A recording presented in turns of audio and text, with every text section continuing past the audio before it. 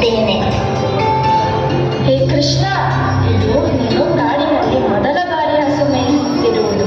ದಯವಿಟ್ಟು ಒಂದು ಜೊತೆ ಛತ್ರಿ ಹಾಗೂ ಒಂದು ಜೊತೆ ಚಪ್ಪಲಿಗಳನ್ನು ತೆಗೆದುಕೊಂಡು ಹೋಗು. ಇಲ್ಲ ಇಲ್ಲಮ್ಮ, ನಾನು ಚಪ್ಪಲಿಗಳನ್ನು ಧರಿಸಲು ಸಾಧ್ಯವಿಲ್ಲ.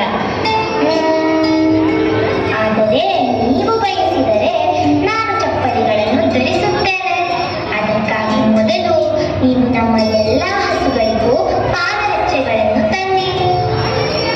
ನಮ್ಮ ನಂದ ಮಹಾರಾಜರ ಬಳಿ 9 ಲಕ್ಷ ಹಸುಗಳಿವೆ ಮತ್ತು ಪ್ರತಿ ಹಸುವಿಗೂ 4 ಕಾಲುಗಳಿವೆ.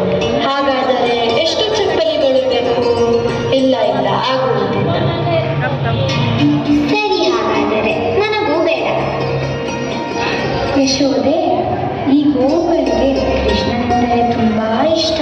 ಕೃಷ್ಣನು ಅವುಗಳನ್ನು ಮೇಯಿಸಲು ಕಾಡಿಗೆ ಹೋಗುವ ದಾರಿಯಲ್ಲಿ ಅವನ ಕೋಮಲವಾದ ಪಾದಗಳಿಗೆ ಕಲ್ಲುಗಳು ಚುಚ್ಚುತ್ತವೆ ಎಂದು ಈ ಬೃಂದಾವನದ ಎಲ್ಲಾ ಕಲ್ಲುಗಳನ್ನು ತಮ್ಮ ಕಾಲುಗಳಿಂದ ಕುಟ್ಟಿ ಕುಟ್ಟಿ ಸಣ್ಣ ಧೂಳನ್ನಾಗಿ ಮಾಡಿಬಿಟ್ಟಿವೆ.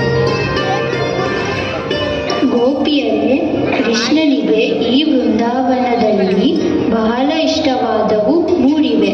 ಮೊದಲನೆಯದು ಅವನ ಕೊಳಲು, ಎರಡನೆಯದು ಗೋಪಿಯರು ಹಾಗೂ ಮೂರನೆಯದು ಗೋವುಗಳು. ಏಕೆ ಗೊತ್ತೇ? ಏಕೆಂದರೆ ಅವು ಬಹಳ ಸರಳವಾದವು.